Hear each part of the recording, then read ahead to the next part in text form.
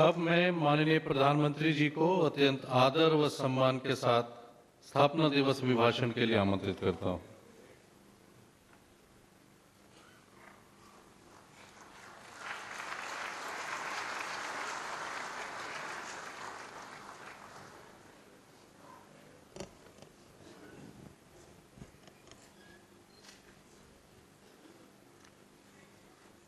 मंच पर विराजमान बिहार के राज्यपाल श्रीमान केशरीनाथ जी त्रिपाठी,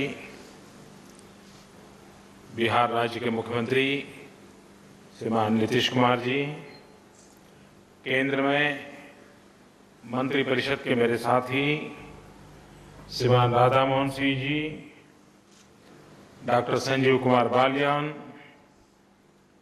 श्री मोहन भाई कुंडारिया, सचिव श्री, उपस्थित कृषि क्षेत्र के सभी वैज्ञानिक,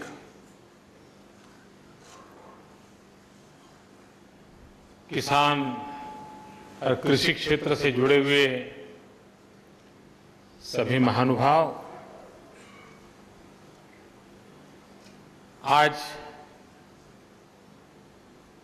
जिनका मुझे सम्मान करने का अवसर मिला है, जिन्होंने अपने अपने क्षेत्र के द्वारा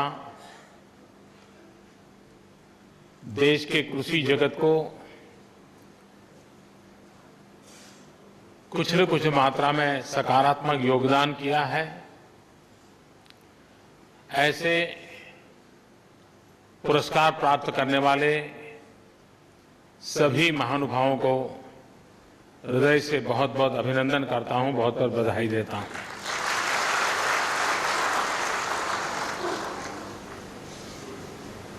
ये समारोह हर वर्ष होता है और बड़े लंबे अरसे से होता है,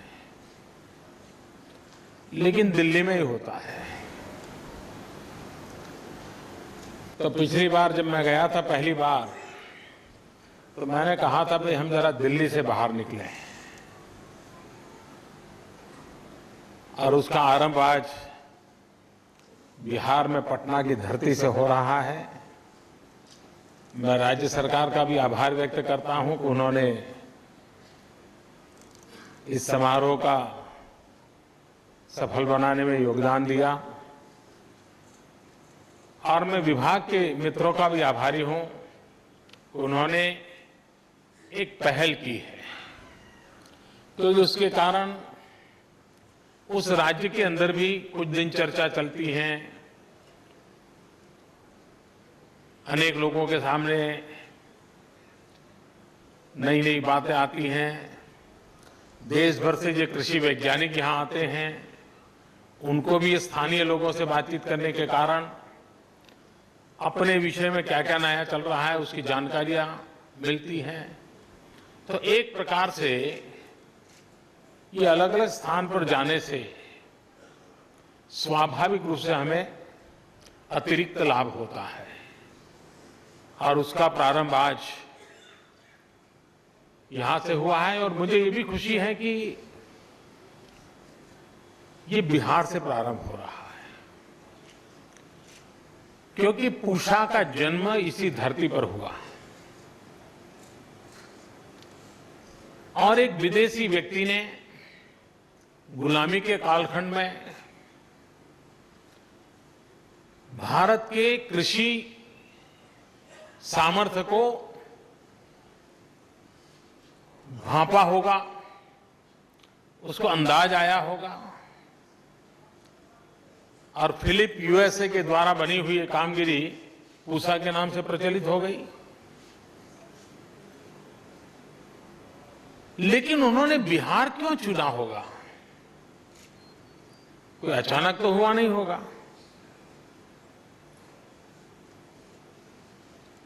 जब वो सोचा गया होगा तब उनको ध्यान आया होगा ये सबसे उर्वरा जगह होगी, यहां के लोग प्रयोगशील होंगे, प्रगतिशील होंगे, कृषि क्षेत्र में नया करने की सोच रखते होंगे।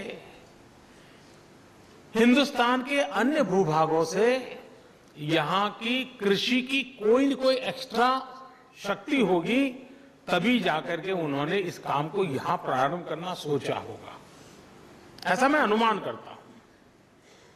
अब करीब करीब 100 साल होने जा रहे हैं, इसलिए मैं पूरे रिकॉर्ड न देखूं तब तक तो मैं कह नहीं सकता हूं क्या है, लेकिन मैं अनुमान करता हूं। इसका मतलब ये हुआ कि ये भूभाग और यहां के नागरिक दोनों में कृषि क्षेत्र में नई सिद्धियां प्राप्त कराने का सामर्थ्य पड़ा हुआ है।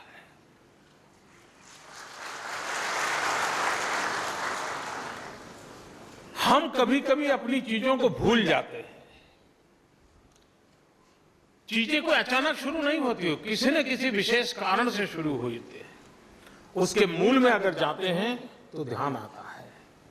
और मैं राधा मोहन सिंह जी को इस बात के लिए बधाई देता हूं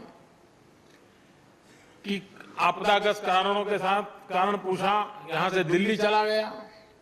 अब दिल्ली में तो खेती होती नहीं है, लेकिन पूछा वहां है, और जहां खेती होती थी, जो देश का पेट भरता था, वहां से पूछा चला गया। तो हमने वापस लाने की कोशिश की है।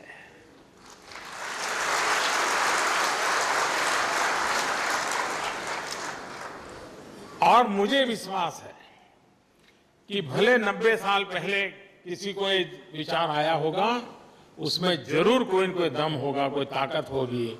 मुझे फिर से एक बार उसको तराशना है, देखना। और देश के वैज्ञानिक मेरी इस बात से सहमत होंगे कि हम इन नए क्षेत्रों में पदार्पण कैसे करें। कुछ बातें आप लोगों ने आज अच्छी शुरुआत कर रहे हैं। मैं नहीं जानता हूं हमारे वैज्ञानिक मित्रों को कितना पसंद आया होगा या कितनी सुविधा होगी, क्योंकि वैज्ञानिक अपने काम में इतना खोया हुआ होता है, करीब जिंदगी का महत्वपूर्ण समय उसका लैब में ही चला जाता है। न वो अपने परिवार को काम आता है, न वो खुद को काम आता है। वो उसमें डूब जाता है, पागल की तरह लगा रहता है। और तभी जाकर के आने वाली पीढ़ियों का भला होता है। एक जब अपने सपनों को खपा देता है, तब औरों के सपने बन पाते हैं।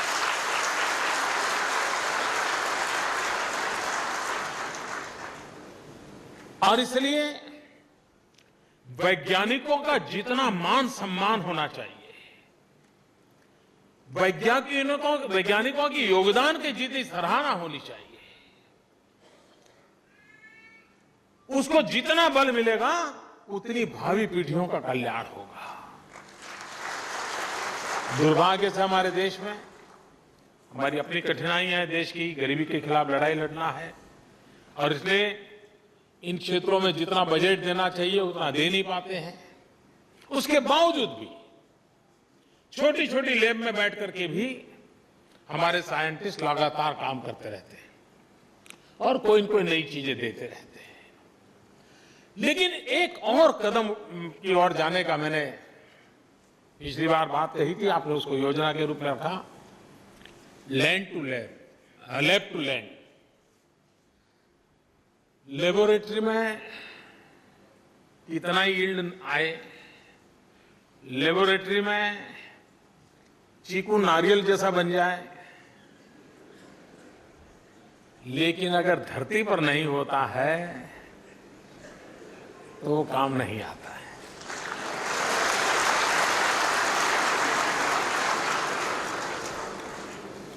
इसलिए हमारी सच्ची कसौटी ये है कि ये जो हम सफलता पाई है लैब में, उसको हमें धरती पर भी कसना चाहिए और किसानों के द्वारा कसना चाहिए। एक प्रकार से एक साइंटिस्ट का फेलो ट्रैवलर हमारा किसान बनना चाहिए। Extension of the mind of the scientist should be a farmer. ये हमें व्यवस्था खड़ी करनी चाहिए और इसलिए इस योजना के तहत देश के जितने एग्रीकल्चर साइंटिस्ट हैं उनकी टोली बना करके उनको एक एक ब्लॉक गोद लेने की योजना है। उसकी लैब कहीं पर भी होगी, लेकिन उसको लगेगा भाई मैं जो रिसर्च कर रहा हूं उस इलाके के किसानों में उस प्रकार की रुचि है, तो वो वहां उनके साथ जुड़ेगा, प्रोग्रेसिव फार्मर के साथ जुड़ेगा, किसानों के साथ जुड़ेगा, और उसने जो ज्ञान की संपदा है वो जमीन पर किसानों के माध्यम से, क्योंकि जब तक, और किसान का एक स्वभाव है उसको भाषण काम नहीं आते, वो तो जब तक अपनी आंख से देखता नहीं है तो किसी चीज को मानता नहीं है। और एक बार उसने अपनी आंख से देखा तो वो फिर अपना रिस्क लेने के लिए तैयार हो जाता है, वो संकट उठाने के लिए तैयार हो जाता है। और इसलिए आवश्यकता होती है कि हमने हमारी हर लैब को, हर फार्म को लैब में कैसे कन्वर्ट करना, हर किसान को साइंटिस्ट के रूप में कैसे कन्वर्ट करना, और उस यात्रा को मैं जानता हूं आप जिस साधना को कर रहे हैं, जिस तपस्या को कर रहे हैं, वहां से बाहर जाना थोड़ा कठिन है, लेकिन जिस दिन आप जाओगे, कोई साइंटिस्ट अच्छे से अच्छी दवाई की खोज करे और परिवार को भी पता नहीं होता है कि इसने क्या काम किया है, उनको लगता है यार रात देर से आते हैं, अब खाना खाएंगे सो जाएंगे। लेकिन जब पता चलता है कि फलाने व्यक्ति जिंदगी से जूझ रहा था और उसकी दवाई काम आ गई, उसकी जिंदगी बच गई, और जब पता चलता है कि इस दवाई से आने वाले दिनों में ऐसे लाखों लोगों की जिंदगी बचने वाली है, तो वो परिवार भी सीना तान करके नहीं आया, हमारे लोगों ने किया है, मेरे पति ने किया है, मेरे भाई ने किया है। कब होता है? जब बाहर कुछ उसका अचीवमेंट दिखता है। आपको भी अपने लैब में किया हुआ संतोष जब तक खेत में नहीं दिखता और किसान के हाथ में नहीं दिखता है, आपको संतोष नहीं हो सकता है, और वो व्यवस्था करने की दिशा में हम काम कर रहे हैं। भारत ने फर्स्ट ग्रीन रिवॉल्यूशन किया, उसका फायदा हमें मिला है, लेकिन अब देश सेकंड ग्रीन रिवॉल्यूशन के लिए ज्यादा इंतजार नहीं कर सकता। हम वैसे भी लेट हो चुके हैं। सेकंड ग्रीन रिवॉल्यूशन के लिए हमें अपने आप को सज्ज करना होगा। किस क्षेत्र में जाना है, कैसे जाना है। फर्स्ट ग्रीन रिवॉल्यूशन की पहली आवश्यकता थी कि देश को अन्न बाहर से लाना ना पड़े, देश का पेट भरे। सेकंड ग्रीन रिवॉल्यूशन का इतना मकसद नहीं हो सकता, उसका मकसद कुछ और भी हो सकता है। क्यों न हमारे देश के एग्रो इकोनॉमिस्ट, हमारे देश के एग्रो टेक्नीशियन, हमारे देश के एग्रो साइंटिस्ट,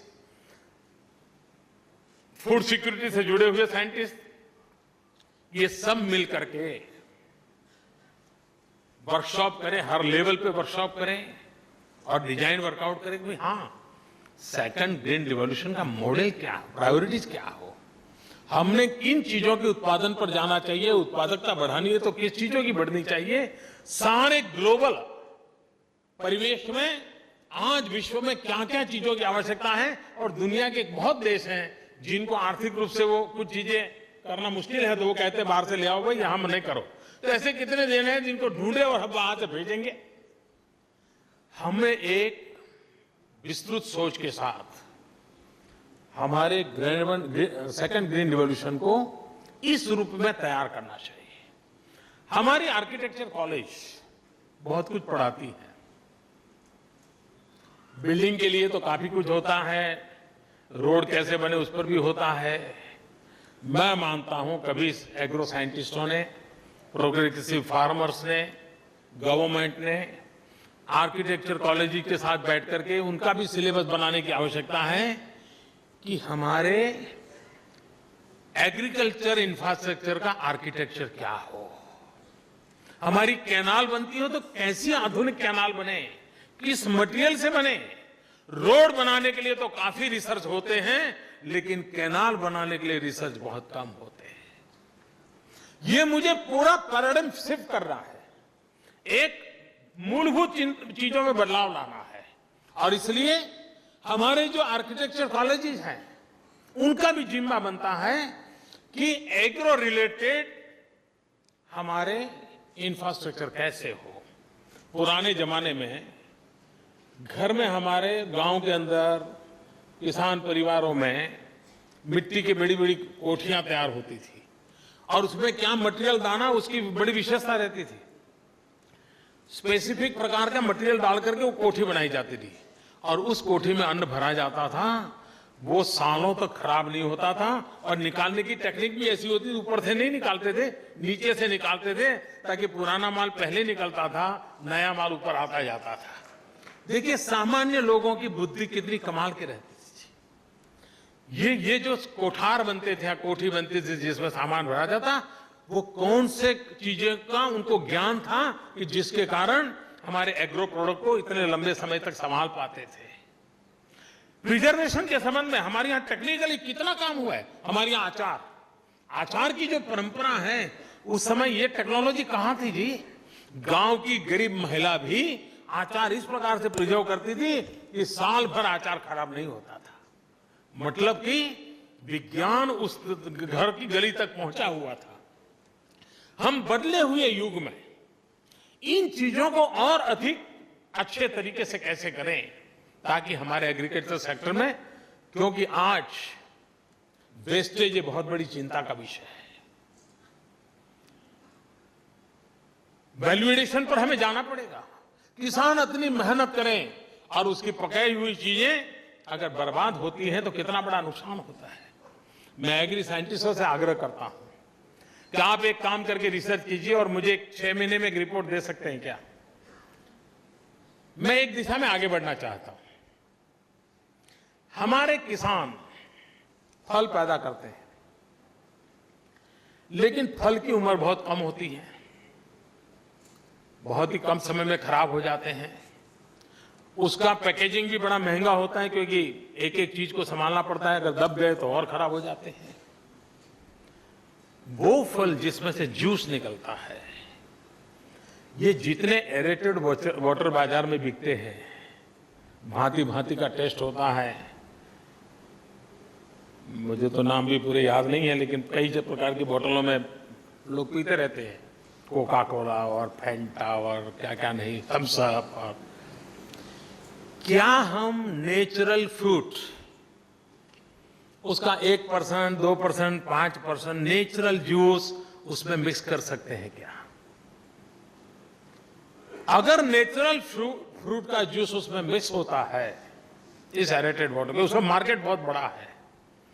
मैं विश्वास से कहता हूं हिंदुस्तान में जो किसान फल पैदा करता है उसको कभी वेस्टेज की नौबत नहीं आएगी, उसका माल खेत से ही बिक जाएगा। और 5% अगर उसमें मिक्स हो गया, मेरे फल पैदा करने वाला किसान कभी दुखी नहीं होगा। लेकिन ये साइंटिस्ट जब तक खोज करके नहीं बताएंगे, वो कंपनियों को मनवाना जरा कठिन हो जाता है। क्या हम इस प्रकार की रिसर्च कर सकते हैं? हम समझा सकते हैं उनको, देखिए भाई दीज आर द रिजल्ट्स। आप अगर 5% उसके अंदर नेचुरल फ्रूट जूस डालते हैं तो आपके मार्केट को कोई तकलीफ नहीं होगी, आपके चीज के टेस्ट में कोई तकलीफ नहीं होगी, आपकी प्रोडक्ट और अच्छी बनेगी और उसमें आपका न्यूट्रिशन वैल्यू भी जाएगा जो अल्टीमेटली आपके बिजनेस को बेनिफिट करेगा। हम किस प्रकार से नई चीजों को करें उस पर हमें सोचने की आवश्यकता है। हमने जो इनिशिएटिव लिए हैं, कुछ चीजों पर हमें मान के चले कि दुनिया में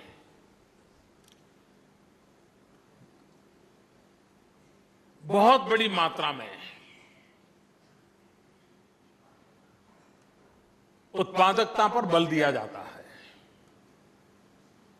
हमें भी जमीन कम होती जा रही है, परिवार विस्तृत होते जा रहे हैं, एक एक परिवार में जमीन के टुकड़े बढ़ते चले जा रहे हैं। हमें पर एकड़ उत्पादकता कैसे बढ़े, उस पर बल दिए बिना हमारा किसान सुखी नहीं हो सकता है, हमने वो देना पड़ेगा। पिछली बार मैंने मेरी एक मन की बात में कहा था किसानों से कि देश को पल्सेस और ऑयल सीड्स की बड़ी आवश्यकता है, तिलहन और दलहन। देखिए, मैं इस देश के किसानों को जितना नमन करूं उतना कम है। उस बात को उन्होंने माना और इस बार अभी तक जो खबर आई है कि रिकॉर्ड ब्रेक शोइंग दलहन और तिलहन का हमारे किसानों ने किया है। वरना वो क्रॉप चेंज करने को तैयार नहीं था, लेकिन उसने माना कि भाई देश को जरूरत है, चलिए हम बाकी छोड़ देते हैं, इस बार दलहन और तिलहन में चले जाते हैं और बहुत बड़ी मात्रा में, शायद मुझे लगता है 1.5 गुना हो जाएगा, 2 गुना। अब ये मैं समझता हूं कि अपने आप में, और भारत को इंपोर्ट करना पड़ता है। हमारे एग्रीकल्चर साइंटिस्टों ने और प्रोग्रेसिव फार्मर्स ने और गवर्नमेंट एक बैठ करके तय करना चाहिए। भारत जगह कृषि प्रधान देश है, हम तय करें कि एग्रीकल्चर सेक्टर की कितनी चीजें अभी भी हम इंपोर्ट करते हैं, और हम तय करें कि फलाने वर्ष के बाद हमें एग्रीकल्चर सेक्टर में कम से कम कुछ भी इंपोर्ट नहीं करना पड़ेगा, हम स्वयं आत्मनिर्भर बनेंगे। हमारे किसान को ये काम के लिए हम टारगेटेड काम करना पड़ेगा जी, तब जाकर के हमारे किसान को आर्थिक रूप से लाभ होगा। अगर वो नहीं करेंगे तो लाभ नहीं होगा। आज भी अगर कृषि प्रधान देश को 5 स्टार होटलों में कुछ सब्जियां विदेश से मंगवानी पड़ती है, हमारा किसान भी तो तैयार कर सकता है, उसको जरा ज्ञान मिल जाए, पद्धति मिल जाए, वो कर सकता है। देश की आवश्यकताओं की पूर्ति करने की क्षमता किसान में है। आवश्यकता है कि ज्ञान का भंडार और किसान का सामर्थ्य, इसको जोड़ना, और उसको जोड़ने की दिशा में हमने प्रयास करना है। कुछ चीजें बड़ी सरल हैं जिसको हम कर सकते हैं और करना चाहिए। कभी कभार हमारे किसान को जीवन में, ज्यादातर हमारे यहाँ कोई उतना इरिगेशन नेटवर्क तो है नहीं, ज्यादातर हमारा किसान परमात्मा पर की कृपा पर निर्भर है। बारिश हुई तो अच्छी बात है, नहीं हुई तो मुसीबत है। उसकी एक्स्ट्रा इनकम के जो रास्ते हैं, उसमें पशुपालन हो, पोल्ट्री फार्म हो, मत्स्य उद्योग हो, ये थोड़ा बहुत प्रचलित है। लेकिन हमारा एक बात पर ध्यान नहीं गया है, और वो है शहद पर, हनी बी। ग्लोबली बहुत बड़ा मार्केट है और कम से कम मेहनत वाला काम है, और उसमें बिगड़ने का कोई चांस कम है, और उत्पादन भी बिगड़ने का। अगर एक बार शहद बोतल में भर दिया तो 2, 5, 10 साल तक उसको कुछ नहीं होता है। आज देश में मुझे बताया गया शायद 5 लाख किसान शहद की एक्टिविटी से जुड़े हैं। ये हम टारगेट करके 5 करोड़ पर पहुंचा सकते हैं 1 साल, 2 साल, 3 साल में। उसकी इनकम कितनी बढ़ेगी आप कल्पना। और दुनिया में मार्केट है, ऐसा नहीं कि मार्केट नहीं है। हमारे किसान को हम इस प्रकार से नई नई चीजों के साथ कैसे, और उसके खेत में वैसे ही होने वाला है। और कभी कभार, मैं नहीं जानता हूं हमारे साइंटिस्ट मित्र मेरी इन बातों को स्वीकार करेंगे कि नहीं करेंगे, क्योंकि मेरा तो ऐसे ही किसानों के साथ बैठते उठते सुनी हुई बातें, मैं जो भी ज्ञान अर्जित किया है उसी की बात कर रहा हूं। हमारे जिस इलाके में एलिफेंट्स, हाथियों के कारण खेती को बड़ा नुकसान होता है, जिन जिन इलाकों में हाथी है, मैंने सुना भी है, पढ़ा भी है, और मेरा मानना है कि उसमें सच्चाई भी है। ऐसे खेतों में अगर हनी बी हो तो हनी बी की आवाज से हाथी भाग जाता है, वो आता नहीं है। अब मुझे बताइए फार्मर का प्रोटेक्शन होगा कि नहीं होगा? अब ये इसको कौन समझाएगा, उसे बात कौन करेगा? और कम से कम इन्वेस्टमेंट से इतनी बड़ी चीज को बचाता। और इंटरनेशनल साइंस मैगजीन इस बात को स्वीकार कर चुके हैं, हाथी उस आवाज को सहन नहीं कर सकता है, तो वहीं से आते ही चला जाता है पीछे। हमारे कई इलाके ऐसे हैं जहां हाथियों के कारण किसानों को परेशानी हो रही है। हम ऐसे व्यवहारू चीजें, और उसके बाद साथ उसको शहद का व्यापार भी मिल जाएगा, उसकी आर्थिक संपदा को भी फायदा होगा। दूसरा काम है जो मेरे स्वच्छ भारत मिशन से भी जुड़ा हुआ है और ऑर्गेनिक फार्मिंग से भी जुड़ा हुआ है। हमें मान के चलिए कि दुनिया में ऑर्गेनिक चीजों का एक बहुत बड़ा बाजार खुल गया है। होलिस्टिक हेल्थ केयर, ये बाय एंड लार्ज समाज का स्वभाव बना है। अभी हमने देखा योगा दिवस पर दुनिया ने क्या इसको महत्व दिया है। वो उसी बात का परिचय है, होलिस्टिक हेल्थ केयर की तरफ पूरी दुनिया जागरूक हुई, सो युवा पीढ़ी ज्यादा जागरूक है। कुछ लोग तो यहां तक एक्सट्रीम जा रहे हैं कि वो केमिकल से कलर किए हुए कपड़े पहनने के बजाय कलर्ड कॉटन से बना हुआ ही कपड़ा पसंद करते हैं। और अब तो कॉटन भी कई कलरों में आना शुरू हुआ है, नेचुरल ग्रो हो रहा है जेनेटिक इंजीनियरिंग के कारण। लेकिन ऑर्गेनिक रिक्वायरमेंट दुनिया में बहुत बढ़ रही है।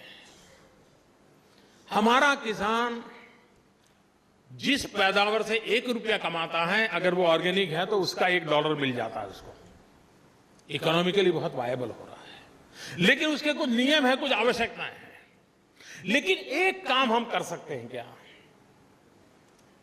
आज मान लीजिए देश में वर्मी कंपोज मान लीजिए आज 50 मिलियन टन होता है, मैं अनुमान कहता हूं। क्या वर्मी कंपोज हम 500 मिलियन टन कर सकते हैं क्या? अगर केचुए, अर्थवर्म्स, ये मान लीजिए देश में 10 मिलियन टन है, ये 100 मिलियन टन हो सकते हैं क्या? आपको कुछ नहीं करना है, सिर्फ लोगों को ज्ञान देना है, बाकी काम तो वो केचुए खुद कर लेंगे।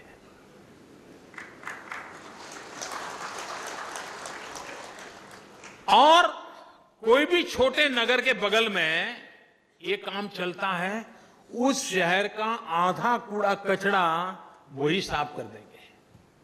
स्वच्छता का काम भी चल जाएगा, कंपोस्ट फर्टिलाइजर भी तैयार हो जाएगा, और जो केचुए का काम करते हैं उनके केचुए भी बिकते हैं, बहुत बड़ी मात्रा में केचुए बिकते हैं। एक ऐसा क्षेत्र है कि जो ऑर्गेनिक फार्मिंग को बढ़ावा दे सकता है, हमारा कूड़ा कचरा साफ हो सकता है, हमारा केमिकल फर्टिलाइजर की वपराश रिक्वायरमेंट कम होती है, किसान की खेती सस्ती हो सकती है। इन चीजों को साथ लेकर के हम सब वैज्ञानिक जगत के लोग, क्योंकि ये बात आपके लेवल पे आएगी तो गले उतरेगी और उसको स्वीकार करेगा। आप प्रयोग करके कहीं लगाओगे, वो करे। कुछ लोग कर रहे हैं। स्वच्छता अभियान का सबसे बड़ा दूत केचुआ बन सकता है और हमारा बहुत बड़ा काम वो कर सकता है, और उससे ऑर्गेनिक फार्मिंग को एक बहुत बड़ा बढ़ावा मिल सकता है। हमारी जमीन बर्बाद हो रही है, केमिकल के कारण हमारी जमीन पर उसकी उर्वरा ताकत कम होती रही है, उसकी हमने चिंता करने की आवश्यकता है। ये काम हो सकता है सहज रूप से। ये चीजें प्राकृतिक व्यवस्थाओं का उपयोग करते हुए की जा सकती हैं।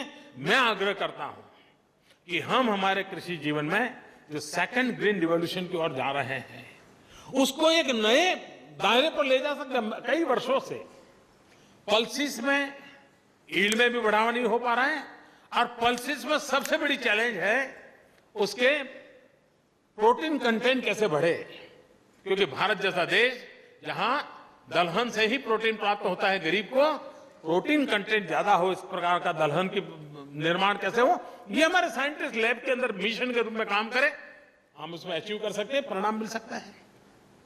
हमारे देश का तिरंगा झंडा और उसमें ब्लू कलर का चक्र, मैं मानता हूं देश में चतुर क्रांति की आवश्यकता है। तिरंगे झंडे के 3 रंग जो हैं और ब्लू कलर का चक्र है, उन 4 रंगों की चतुर क्रांति की आवश्यकता है। एक तो सैफ्रॉन रिवॉल्यूशन। अब सैफ्रॉन रिवॉल्यूशन का अर्थ पता भांति भांति के लोग अलग अलग करेंगे।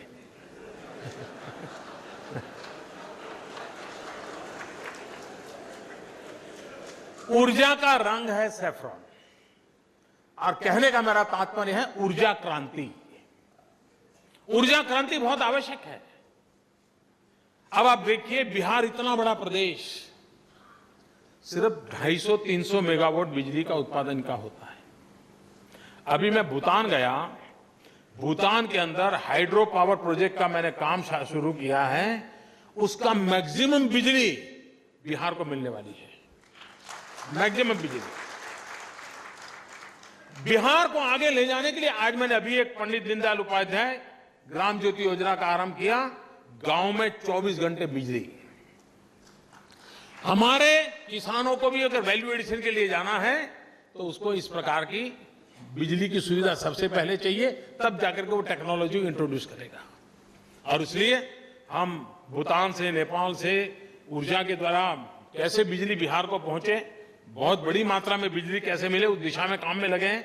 आज बिहार की अपनी बिजली है, उसे 3 गुना का काम मैंने भूटान में जाके कर दिया है, और लेकिन उससे काम होने वाला नहीं, उसको और जरूरत है। दूसरा है ग्रीन रिवॉल्यूशन, जिसकी मैंने चर्चा की, हरा रंग है।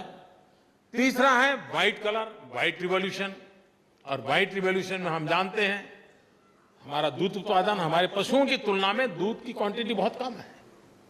ये हमारी क्वांटिटी कैसे बढ़े? पशु की संख्या बढ़ने से काम होना नहीं है, पशु के द्वारा ज्यादा दूध उत्पादन करना। और हमारे पशुपालन को भी आधुनिक बनाना पड़ेगा। हमारे यहाँ जो शीप्स है, भेड़िए, मैंने एक छोटा प्रयोग किया था जब गुजरात में था। हमारा जो भेड़िए पालक वाला होता है, वो जब उसका ऊन निकालता है, उसके बाल निकालता है, तो उसके बाद कैंची होती है, ऐसे ऐसे ऐसे करके निकालता है। उसके कारण टुकड़े हो जाते हैं।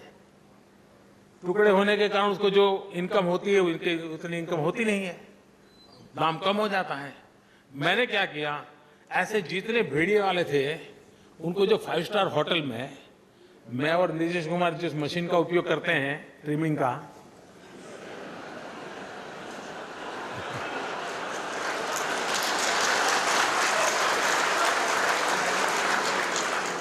मैंने सब ये जो भेड़िया पालक है उनको मशीन दिया और बैटरी वाला दिया।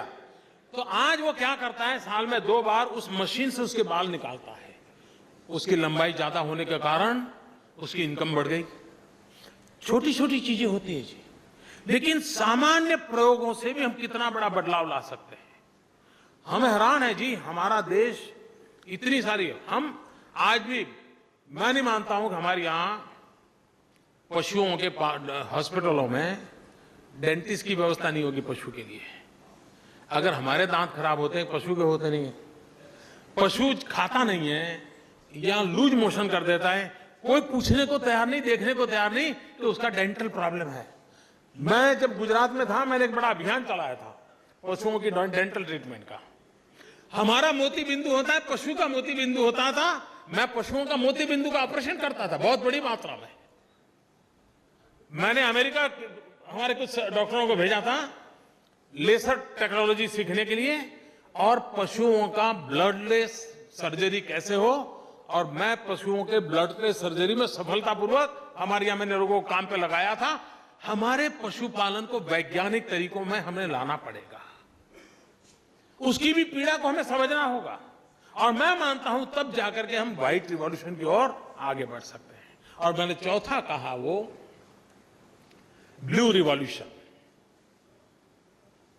आज भी बिहार में इतना पानी है, लेकिन बिहार आंध्र से 400 करोड़ रुपए की मछली लाकर के खाता है। अगर हम ब्लू रिवॉल्यूशन करें, गरीब से गरीब किसान जहां पर छोटे मोटे तालाब हैं, अगर हम उसको मत्स्य उद्योग, उसमें भी कई अब तो विशेषताएं हैं। इवन ऑर्नामेंटल फिश का रिवॉल्यूशन इतना बड़ा आया है, बहुत बड़ा मार्केट है, ग्लोबल मार्केट है ऑर्नामेंटल फिश का। हम अगर इस ब्लू रिवॉल्यूशन की ओर भी उतना ही ध्यान दे, और ये सारी चीजें हैं जो अल्टीमेटली गांव गरीब किसान का भला करती है। और इसलिए हम इन बातों को लेकर के हमारे वैज्ञानिक तौर तरीकों के साथ, ये जो हमारा तिरंगे झंडे का तीनों रंग है और चौथा हमारा ब्लू अशोक चक्र है, उन चतुर क्रांति की दिशा में कैसे आगे बढ़े और हमारे किसान भाइयों के भलाई के लिए और एक सुरक्षित आर्थिक व्यवस्था किसानों को मिले, उस दिशा में कैसे काम करें। मैं फिर एक बार राधा मोहन सिंह जी का अभिनंदन करता हूं कि आज पटना में, क्योंकि मुझे लगता है जी हिंदुस्तान का green revolution, second green revolution, वो पूर्वी उत्तर प्रदेश, बिहार, पश्चिम बंगाल, आसाम से ही आने वाला है। ये मैं साफ देख पा रहा हूं। और यही बिहार की धरती हिंदुस्तान में कृषि क्रांति लाके रहेगी, और जिसका प्रारंभ आज इस कार्यक्रम से हो रहा है। मेरी बहुत बहुत शुभकामनाएं, बहुत बहुत धन्यवाद।